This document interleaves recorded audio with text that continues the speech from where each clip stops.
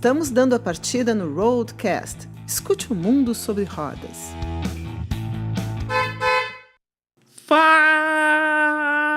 galera! Abrindo a temporada 2018 do Roadcast. Dessa vez, nós vamos falar sobre os lançamentos do segundo semestre do setor automotivo nacional. Já seguimos aqui embalados, eu, Militão Ricardo, Letícia Sena, nosso editor-chefe Daniel Jacques aqui.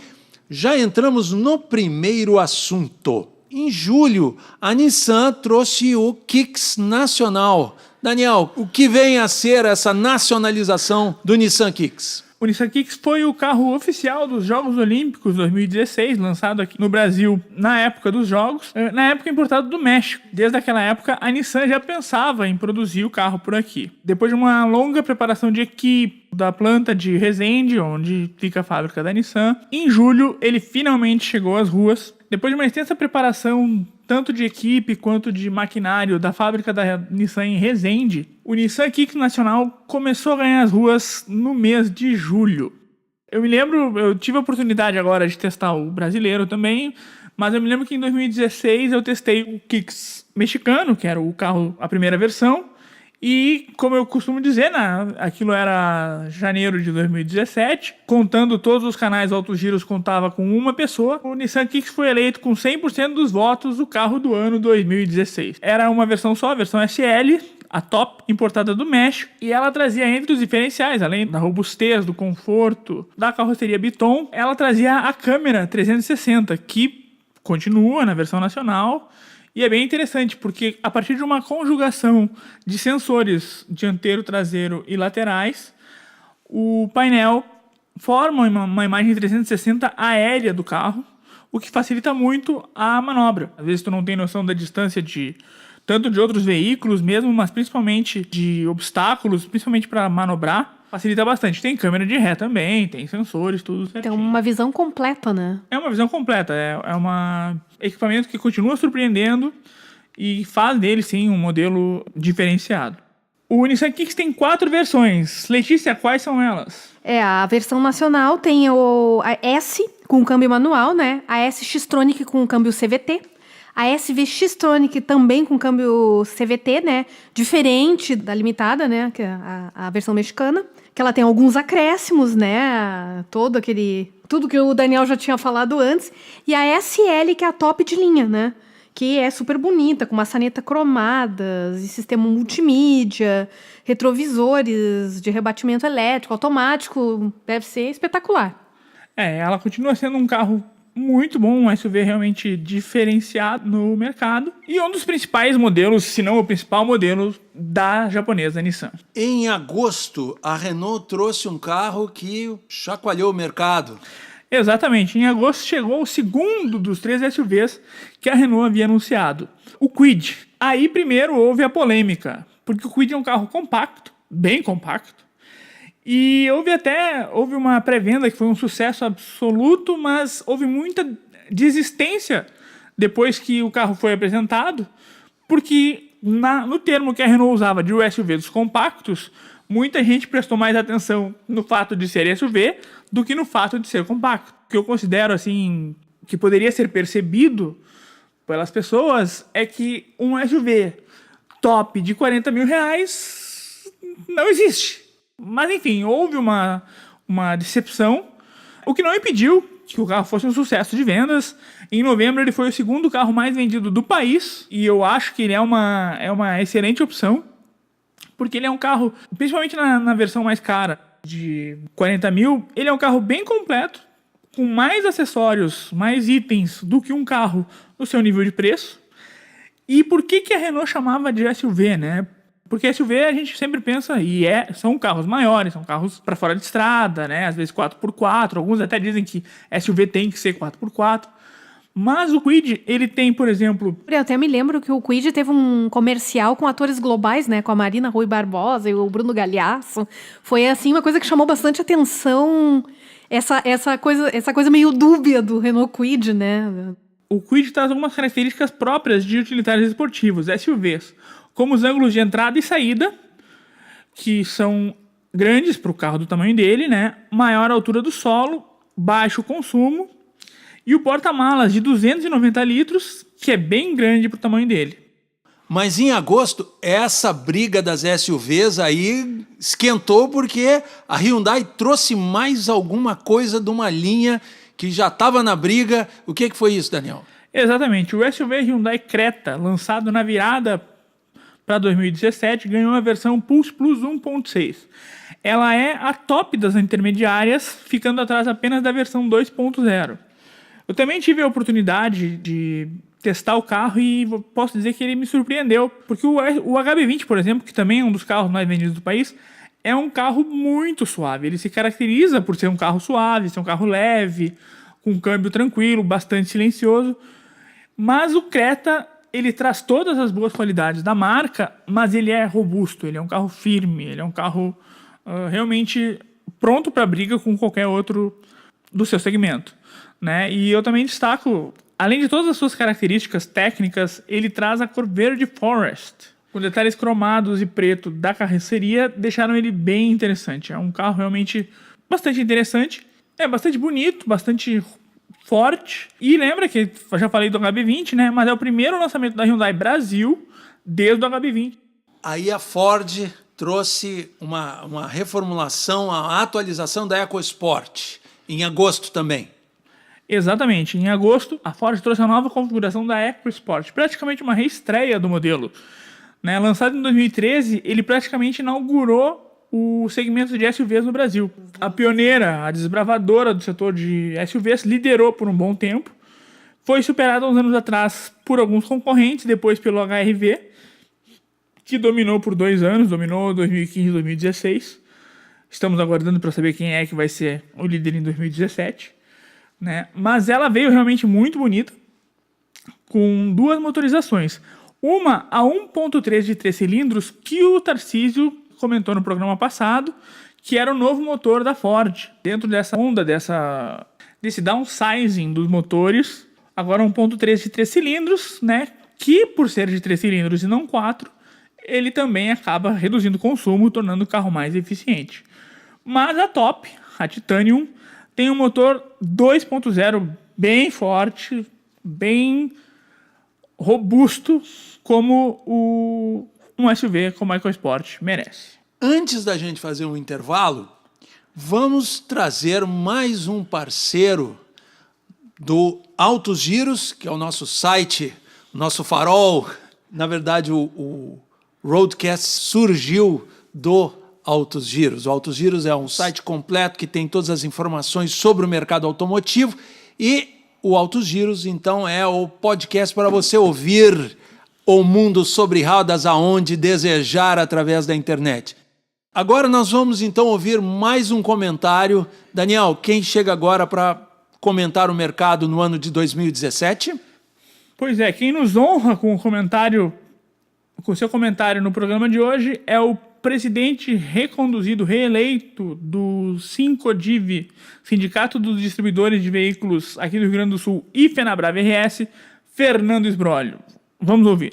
Uma avaliação do ano que passou para o Sincodiv Fenabrave Rio Grande do Sul tem algumas leituras que devem ser feitas paralelamente à performance quantitativa. Se nós tivemos uma quantidade levemente ascendente em relação a igual período do ano passado, que vai nos permitir chegar ao final do ano aí com algo como 4%, talvez 5% de ganho, mas ainda bem atrás dos gloriosos anos 13 e 14, nós tivemos para a entidade um crescimento institucional muito importante.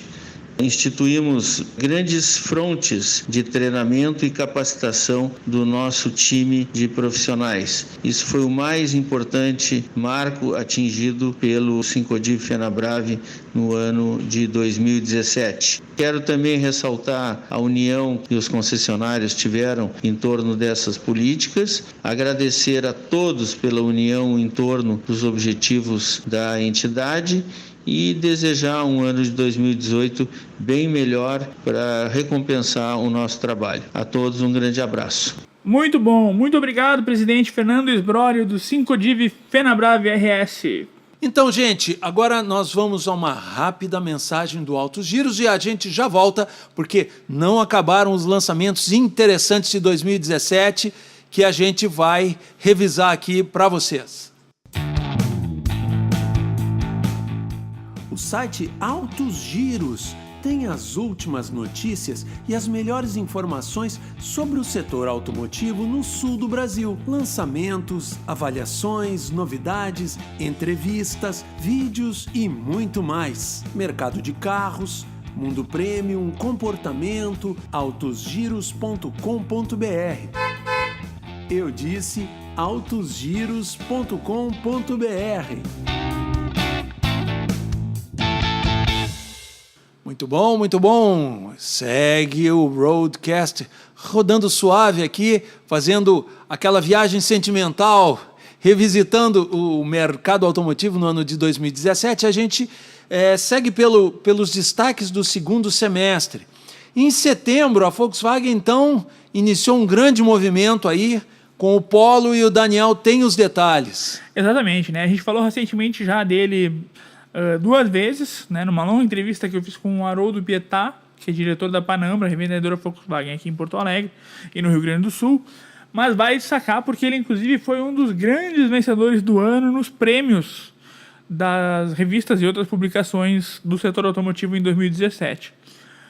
Ele marca um novo momento para a Volkswagen, porque depois de alguns anos, o último lançamento havia sido o Up, ela trouxe com o Polo a nova estrutura MQB, também foi destacada pelo Tarcísio no programa anterior, e que inicia uma série de 20 novidades que a Volkswagen deve trazer para o país nos próximos anos.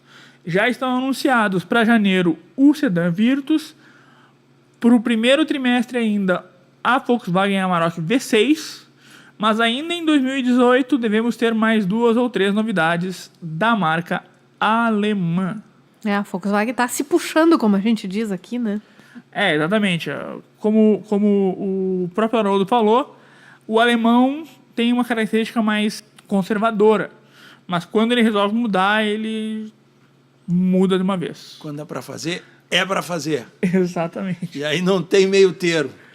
Exatamente. Então, aguardamos aí, ansiosos, aí, uma das mais tradicionais marcas brasileiras aí vem trazer a sua reação no mercado, que é um mercado brasileiro, por incrível que pareça, com crise e tudo, é hoje objeto de grande disputa das principais montadoras.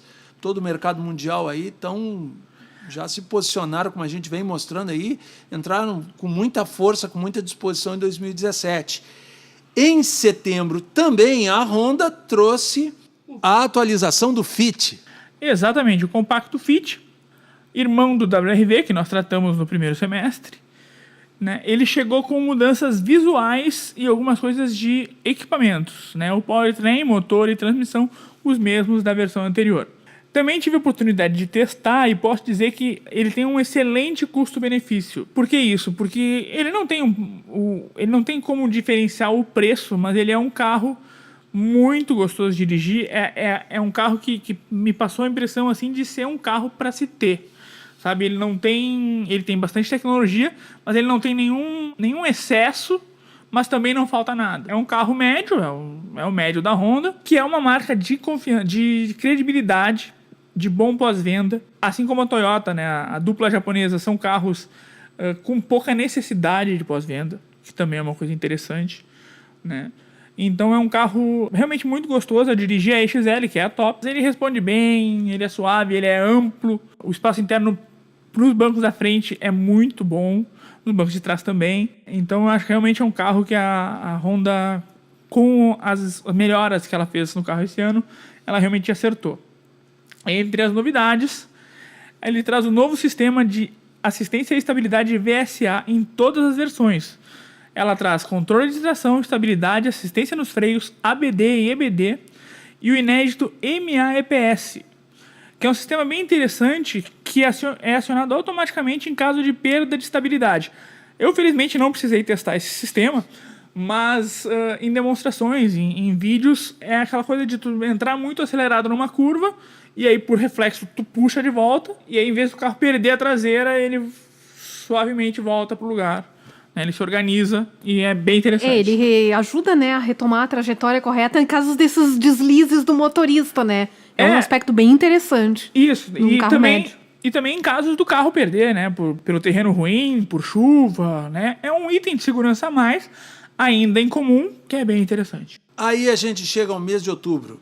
E aí a Chevrolet, que é uma das líderes do mercado brasileiro, que trabalha muito forte no mercado brasileiro, resolveu entrar rachando num segmento top. Exatamente. Chegou a tão falada Chevrolet Equinox. Ela veio para substituir a Captiva, que já existia há alguns anos aqui, mas ela é realmente um SUV diferenciado, né? Ela faz a estreia da linha Premier da marca no país. A linha Premier traz uma série de diferenciais, como materiais nobres e extensa relação de equipamento de série. Entre os equipamentos de série, ela tem, entre outros, sistema de frenagem automática de emergência, alerta de esquecimento de pessoas no banco traseiro e dispositivo de abertura elétrica na tampa do porta-malas. E ele também é bastante silencioso. E isso é porque ele traz um sistema muito comum em aviões de primeira classe. O próprio carro, o próprio sistema emite ondas contrárias para cancelar os ruídos que vêm de fora, o que torna o carro realmente bastante silencioso. Ele é o carro top da linha da Chevrolet, ele fica abaixo apenas da S10 e da Blazer, que é o carro correspondente à picape, e ele traz um novo nível de acabamento, de tecnologia, de motorização para a Chevrolet no Brasil. E ele tem até eu tive a oportunidade, né, de pegar carona, e é bem, assim, ele tem o alerta de esquecimento de pessoas, que eu acho uma coisa muito interessante. Ele tem tanta segurança para crianças, né, se for colocar a cadeirinha atrás, tem uma porta, a traseira, ela tem uma trava extra, para não ter problema com uma criança que se solte ou queira sair, ou alguma coisa assim. Muito interessante. E ela tem, assim, também, no próprio retrovisor, que eu vi do lado do carona, né, ela alerta para pontos cegos, para quando tu não consegue ver o carro atrás. Achei muito interessante, muito legal mesmo. Exatamente. É bastante interessante, porque a Chevrolet no Brasil se caracteriza por uma ação muito forte no segmento popular. E, de repente, ela traz um modelo para entrar muito firme nesse segmento aí de carros aí mais luxuosos, aí de bom acabamento, com bastante tecnologia embarcada. Exatamente. Bem interessante esse movimento aí. Exatamente. Ele é um carro da Chevrolet acima de R$100 mil, que é uma coisa que não é comum, né, na marca. Mas ele vem para disputar certamente o mercado. E sobre ser líder de vendas, eu até conversei já com o diretor da Sinoscar e eu comentando com ele, então em janeiro eu venho conversar contigo aqui se a Chevrolet confirmar a liderança no ranking de vendas do ano. E ele disse, olha, cara, a não ser que alguém venda 4 meses em dezembro, tu vai voltar aqui em janeiro, né? Então, realmente, o Onix já é o líder já. Em novembro, o compacto Onix já vendia quase o dobro do segundo colocado. E então eu acredito que em breve eu devo estar lá voltando a conversar com ele aqui pro Roadcast. E aí a gente estava dizendo que o mercado brasileiro está essa arena, esse ringue das grandes montadoras, e os chineses já estão no mercado brasileiro, já desembarcaram daquela forma tradicional, suavemente, né, fazendo parcerias, trouxeram modelos econômicos, entrando com a vantagem de preço, porém começam a virar essa maré. E a JAC Motors trouxe alguma coisa já com mais credenciais, não é, Daniel? Exatamente. A JAC Motors teve um ano de 2017, tinha uma presença bem mais constante no mercado brasileiro, primeiro com o T5 CVT, que foi um carro que eu também tive a oportunidade de testar e também ele já mostra um outro nível, tanto de acabamento quanto de força. E agora, mais pro fim do ano, a marca, em outubro, lançou o T40, que é um carro muito bonito, né? Vem naquela cor laranja. Eu, inclusive, tive a oportunidade de testar ele entre Natal e Ano Novo. Ele é ótimo, tanto para a cidade quanto para a estrada. Econômico, tanto na cidade quanto na estrada. Ele se manteve sempre acima dos 14 km por litro. E ele acelera um motor 1.5, 16 válvulas VVT Jetflex e câmbio manual. Sobre o câmbio manual, aliás, foi uma opção da JAC, porque a JAC, por não ter fábrica no Brasil ainda, ela tem limite de importação. E veja só, ela entende que se tivesse lançado o carro automático, ela teria tido mais sucesso. Só que ela teria tido mais sucesso, teria tido mais vendas e não poderia corresponder a essa venda, porque ia bater no limite de importação. Então qual foi a opção que ela fez?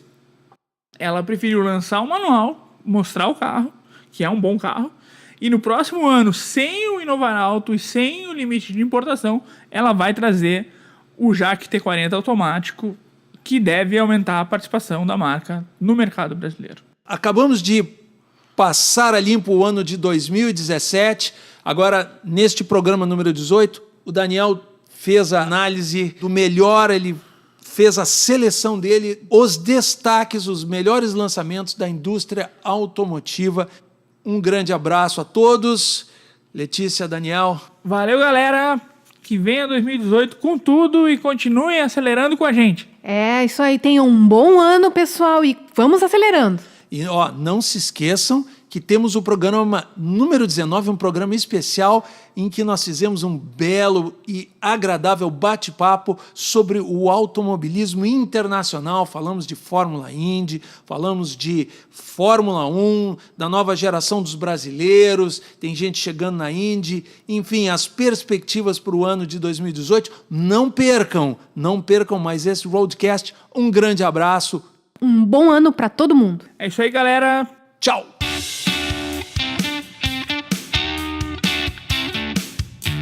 O Roadcast termina aqui. A gente volta a rodar com você em breve. Até lá!